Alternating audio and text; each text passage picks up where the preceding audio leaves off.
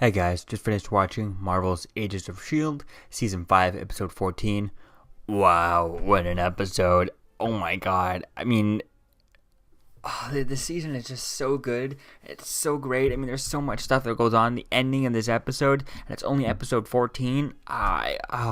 So excited. So the first off we get here is we get Yo-Yo testing out her new arms. First, like, we get a bit of other stuff with kind of Fitz kind of doing some, working on the, closing the portal, and he's being overworked and stuff, clearly, but nothing really new with that. And then we get some Yo-Yo working on her arms and stuff. That was really cool with that. It's going to be cool to see how that kind of goes forward as things go on. And then Deke is worried about Fitzsimmons and stuff, and then they end up finding General Hale, which turns out to be a trap, and then Evil Hydra ends up knocking out Deke. We get Fitz is overworked and stuff. And we get Hale ends up bringing Carl Crusher, Absorbing Man. And like I've been saying, with him coming back to the show, I really hope that they could bring him up to a more stronger villain, because he feels like, in the comics he's supposed to be a character that can go toe-to-toe with the Hulk. He's actually a Hulk villain in the comics, whereas this version of Creel and this version of Hulk that we have in the same universe doesn't feel like Hulk would even last more than 10 seconds with the Hulk. Now, he might be able to take a punch from Hulk, but I feel like Hulk would just, he might be able to absorb some concrete or some steel or something to take a punch from Hulk, and that's it. But then if Hulk starts, pummeling him a bunch of times, he would just kind of fall into pieces. So I really wish I could bring him up to a more powerful one, but it doesn't look like they are going to do that in this season, do anything with him other than just use him, not really kind of improve him.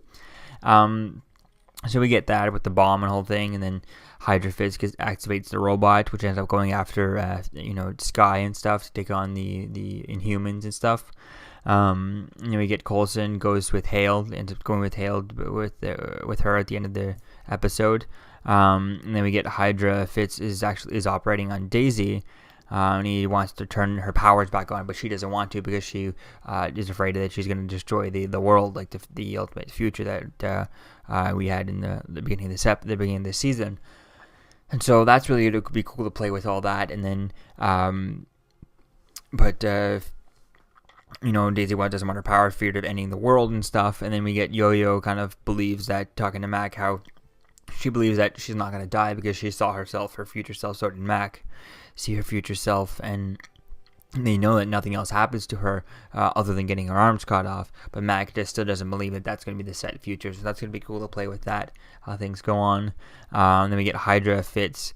It turns out the big reveal that Hydra Fitz is actually inside of regular Fitz this whole time.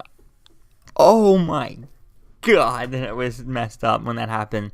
So I'm uncertain how really that happened, because to me it sounds like it's been happening the whole time.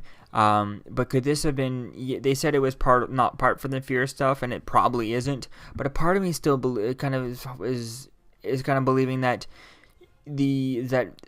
when Fitz said this is his greatest fear, I didn't know it was my greatest fear, and Simmons said no, it's not, it's mine. Could this be her greatest fear? Is that not that the evil Hydra Fitz would come back, is that the evil Hydra Fitz would come out to be actually inside of him. So maybe instead of this fear toxin, this fear dimension leaking into them, and everyone seeing an evil version of Fitz and the real version of Fitz, maybe Simmons' fear went in, and using Simmons' fear, the fear dimension went into Fitz and infected him. So I think that's going to be cool to play with that. Hopefully we get in next week's episode kind of a bit more of the background as to how long he's been Fitz, and an actual kind of concrete evidence whether or not, it was he's been like this the whole time since the framework, or if this was actually the fear kind of. I feel like it could be the fear toxin, the fear dimension kind of infecting him using Simmons' fear. Is that her fear is that the evil Hydra Fitz actually was Fitz, and it was him the whole time, and that's her fear. Not that the evil Hydra Fitz would come back. That's one thing. They just shoot him, take him out, and that's it. Normally go move on type thing, just like they did with when they had Hive on there type thing. You just shoot him, move on, get on with your life type thing. But the idea, the fear that Simmons could have is that the Hydra Fitz comes out and actually is Fitz, that could be a more deeper fear, and I think that's a more complex fear that Simmons would have, which would make more sense. And I think that could be a cool thing to play with. But at the same time, if he's just infected, that it's like, oh, Fitz is not in here. Whereas if you say that, yeah, it was actually him and he's been him the whole time, ever since they got out of the framework, then this kind of mixes the whole thing up, and how, there is no split personalities, there is nothing like that. It is Fitz and stuff, and oh my god, that's really messed up, and that's really, I think, the way they're probably going to go, because that makes it more of a deeper cut for that way, and rather than, oh, you're infected, we can cure you type thing, or we'll find out to make a cure. I think this is really going to be cool to play with that, and I could see Simmons kind of not believing it. No, there's no way you would have been like this the whole time. Maybe that's her fear, is that he is still secretly the Hydra Fitz, but not telling everyone. And I think that could be play in with it. So if she has doubts, maybe she'll look into that and she'll figure it out. Oh no, you're not actually him. You're type thing. And that's her still. It was left over for fear. So it would be fun to see how this goes. And if it is side effects from the fear dimension, now that Daisy ends up going and closing the portal after Fitz ends up turning on her powers once he realizes that it was him the whole time and not the evil stuff, nothing to do with the dimension. I think that's really going to be cool to play with that and see how are things going to. Now that she closes stuff, if it is side effects from that stuff, is that going to be residual side effects, or are they going to fade away because there's no more fear toxin and they're not breathing in whatever the fear stuff is type of thing that's manifesting their fears. So I think that's really going to be cool to play with that and see how things go with their relationship. And then we get with Simmons, sobbing on the floor, about to sob on the floor, kind of mixed up, not knowing whether to be mad, sobbed, or just crying, or all the different emotions. She's not sure how to process anything. And I like the way she was able to do that. It's really cool. It's really interesting the way Elizabeth Hedridge played it as Gemma. How she wasn't crying, she wasn't mad, she was a bit of every emotion, and I think it was really cool with that. And I'm glad they didn't just make her cry again, because we've seen a lot of them, Fitz and Simmons crying and all that stuff, and I can see her, have a tear and actually kind of crying, but not being, full on sobbing, because she's not sure what emotions to feel, to be mad at Fitz, to be disappointed at Fitz, to be, I think that whole mix up is really interesting with that. But she doesn't have time to really have any emotions until Deke shows up and starts talking about his grandmother and saying things, and his grandfather saying things that he would have no idea of knowing without being their grandchild. And he pretty much tells her, I'm your without saying the words, but she does say it, and he said that she is his grandson and they are his grandparents. So that's kind of a messed up ideal to see that, especially with the whole idea. Can't wait to see how everyone else takes on that. But the interesting part that was it was not focused on, but it was still there, is right after he tells her, and right after she says, you're my grandson, you're our grandson, and he says, yep. It pans out, and then it cuts out to a wide shot, and then she throws up. And it was a very interesting way that she threw, not interesting way, but it was a very unique way she threw up, because the camera, it was such a wide shot, and it was such a dark scene. It's something you could easily miss, the way she threw up, and the way they showed it. So I don't know why they didn't, is there a reason why she's sick? And then when we came back for the last scene before the end of the episode, we didn't come back to that. And I thought we were going to come back to her throwing up. And why did she throw up? Is that anything to do with Deke, the reason why she threw up? I think that's really going to be cool to play with that and see how that how that goes, and why is she throwing up? Is she pregnant at that point? Is that the whole setup? Now she's pregnant. And all that stuff. Who knows? That could be quite interesting to play with that, especially now with if she ends up being pregnant, and throughout all this stuff, we don't get she never takes the time to actually take a test and find out whether or not she is doing it, because there's so much going on. I think that could be an interesting idea to see how that goes, and hopefully, by the time she figures out, which hopefully she just, assumes that she's sick or something from this or that, or doesn't even think about it. Although, being a doctor and stuff like that, she should rather recognize his symptoms right away. But it's going to be interesting to see how that plays on, with the whole if she becomes pregnant, and then this now version of Fitz, and she knowing that Deke is ultimately their grandson, so they have to happen. But at the same time, someone like Mac might go, yeah, but that future might not actually happen, and Deke might actually not become, because he doesn't want the evil future that they have set up there to actually happen and the world to get destroyed. So I think that's really going to be fun to see how that goes. It's really going to be fun to see how that goes, and what is other people's opinions on this whole situation. Is she going to tell this version of Fitz after everything that's going to happen with Fitz in this episode? Is Simmons going to even tell him? Is Deke not going to tell him? Is she going to use that to try and bring them together? I could see maybe Simmons not telling Fitz, or not sure what to tell Fitz, or even to tell Fitz. But I could see Deke now going in and telling them. But it definitely would be cool to see everyone's opinion. What is it going to be? Sky's opinion, Daisy's opinion on Deke being their grandson. What is Mac's opinion? What is Yo-Yo's opinion? What is Phil's opinion? What is all these people? That's really going to be cool to play with that and see how that goes, especially with Mac, especially because he doesn't want that ultimate future to happen, because, he still believes that, he doesn't believe in that, and the whole point is they're trying to change the future. So I think that really could be cool to play with that and see how that goes. But it's really going to be interesting to see where things happen from here. So I think it's going to be cool to see that. And if they ultimately change the future, does this version of Deke end up disappearing? He just kind of fades off at the existence. So I think ultimately, if they, unless the world actually gets destroyed, this version of Deke is going to fade away, because he's going to be a time anachronism type thing, as we talk about on Legends and stuff. So he might just kind of fade away, because his timeline never happened if they save the world, and so that version of Deke might fade away.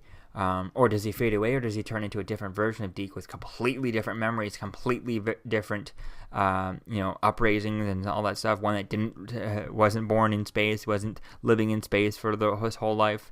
I think that could be a cool idea too. Going into season 6 with a completely new Deke that's kind of has different memories, or had a different childhood, and all kinds of stuff like that. Maybe grew up with his grandparents, Fitzsimmons, and grew up hearing about the S.H.I.E.L.D. stories. I think that could be a cool idea. But at the same time, I like the idea of kind of having this version fading away and not having a Deke, and at least one that would have gone back in time type thing, because that would make more sense. Is that the one that was time traveling and all that stuff gets disappeared, but the regular one still exists, but just later on in time, which is not set in stone, and we still have a mystery to go through. I think that could be a cool idea to play with. As for the end of the episode, that could be cool to see Fitzsimmons holding his hand type thing as he kind of fades out of he gets erased from existence type thing, or this version of Deke getting erased from existence, and there's still being a Deke out there in the timeline, but just one that never time traveled, one that never lived in space, and all that stuff. So I think that could be cool to play with.